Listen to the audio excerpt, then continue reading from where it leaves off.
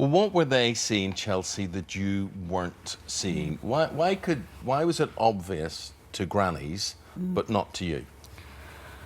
I actually thought that I had feeling for him the whole time, even after the controlling behaviour. So how did he start controlling you? Because often it starts with small things that maybe you don't notice immediately. Tell us the kind of things that he was controlling in your life, every little thing. He wouldn't let me wear makeup, he wouldn't let me have my hair how I wanted it. He also made me quit my jobs. And you had 3 jobs at that time, didn't you? Yeah.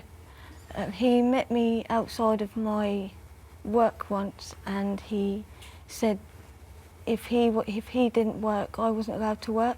So he didn't like you being around other people. Chelsea, what sort of person are you? Are you quite laid back as a person, or is Granny's interrupting there straight away? Sorry. They think they know you better than you do. How would you describe yourself? I'm quite a shy person to start with, but once I get to know people a bit more, I come out of my shell. So he made you leave your jobs because he didn't like you being around other people when he wasn't there. Then you did try to get another job, and he went with you to the interview. Yeah, he did. And didn't let you speak. No. How did he manage to get into an interview? He phoned them up and asked them if he could have an interview, and the people said yes, come in with Chelsea. Oh. And then you took over? Yeah. Well, this is what I love, you see. If I ever, have any issues with my children or whatever, Ruth says the following: you stay out of it. It's got nothing to do with you. And then she quotes and she said, if my dad had have interrupted into my affairs when I was going to, I would act completely the opposite. Now, this is where I love you two. Because Jane, I would have stuck my nose in big time, and you did. When did you two decide, right, enough's enough? I met Chelsea, I'd arranged to meet Chelsea in town, which I did. And when she came along, Harley was with her. Everywhere she went, he was with her. And it was in May, so it wasn't a cold month. She had her coat on, a hood over her head, her hair all over one eye, and it looked greasy. And I said, Chelsea, what have you done to your hair? And pushed it away, and there was a black eye, an enormous black eye. Wow, that's so horrible. Anger, shock. Sadness, what took over then from you two? Anger.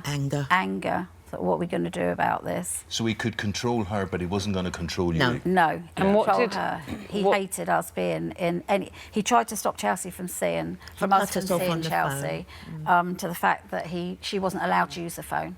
She was only allowed to use the phone to phone who he wanted to. She wasn't allowed to phone me.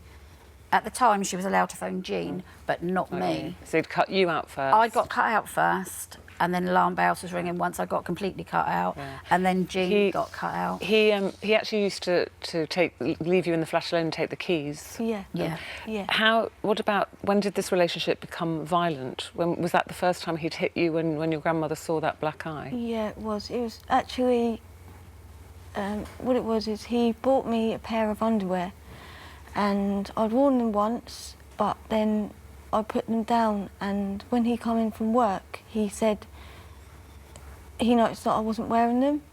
So then he asked me where they are, and I said I've put them down, but I'm not sure where.